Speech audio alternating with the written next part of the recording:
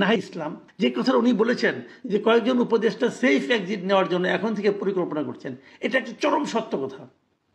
দুর্নীতি হচ্ছে, উপদেষ্টাদের অনেকেই দুর্নীতির সঙ্গে জড়িয়ে গেছেন, আমরা কিছু কিছু বুঝতে পারছি, অনেকের সম্বন্ধে অভিযোগ আসছে, সেগুলো হয়তো জাজ হবে, অলরেডি জাজ শুরু হয়েছে। কিন্তু এরা কেন করছে এরা জানে না, ওরাও জানে। তাহলে তারা কেন করছে? তারা সিদ্ধান্ত নিয়েছে ওনারা শেষ মুহূর্তে দেশ থেকে পালিয়ে যাবেন। ওদের বিদেশে অনেকের দ্বিতীয় একটা জায়গা আছে, সেকেন্ড হোম আছে, অনেকের আপনার মানে ডুয়েল সিটিজেনশিপ আছে, অনেকের গ্রিন কার্ড আছে, নানাভাবে আছে। বিপুল অর্থ পাঠিয়েছেন, সেই অর্থ দিয়ে ওখানকার সিটিজেনশিপ কেনা যাবে।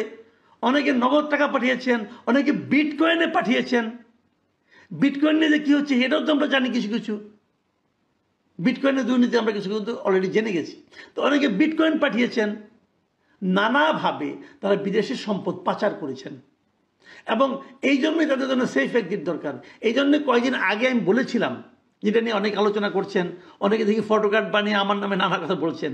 সেই আলোচনাটা ছিল কি, আমি বলেছিলাম কি, যে যত লোক সরকারের নীতি নির্ধারণী পর্যায়ে আছে, যত লোক এই সরকারের, সে হোক উপদেষ্টা, হোক বিশেষ সহকারী অথবা কোনো পদে, যত লোক এই সরকারের বিশেষ পদে আছে, এদের সকলের পাসপোর্ট সরকার মেয়াদ শেষ হওয়ার 1 সপ্তাহ আগে সিজ করতে হবে সকলের। এবং তাদেরকে নিয়ে একটা বিচার বিভাগীয় তদন্ত কমিশনের সামনে তাদেরকে হাজির করতে হবে।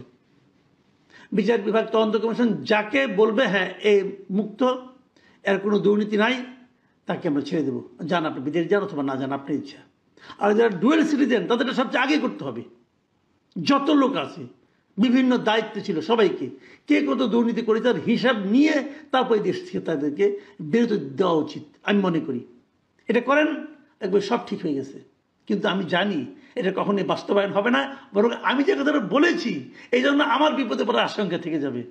ভাই বিপদকে আমি ভয় পাই না, বিপদ জেনেই মাঠে নেমেছি। কিন্তু দেশটা আগে, দেশটাকে বাঁচাতে হবে। মনে রাখতে হবে এরা যদি না, এরা যা ভুলটা করেছে এই ভুলের কারণে কি হবে, আগামীতে আরেকটা স্বৈরাচার আসবে, কিন্তু সেই স্বৈরাচারের বিরুদ্ধে যখন এই তরুণ সমাজ ডাক দিবে তখন সেই ডাকে আর কেউ আসবে না। এই কারণে আসবে না, মানুষ মনে করবে এরা তো তরুণ সমাজ, এদের উপর ভরসা করা যায় না, কারণ একবার ভরসা করেছিলাম, করে ঠকেছিলাম, বারবার ঠকতে কেউ চাইবে না। নাহিদ ইসলামকে বলবো এখনো সময় আছে, চেষ্টা করুন, ট্রান্সপারেন্ট হন, দুষ্ট লোকদের নাম প্রকাশ করুন, তাহলে দেখবেন জনগণের কাছে আপনার গ্রহণযোগ্যতা বাড়বে। না হলে জনগণ আপনাকে, আপনার দলকেও একটা গতানুগতিক রাজনৈতিক নেতা এবং দল হিসেবে বিবেচনা করবে।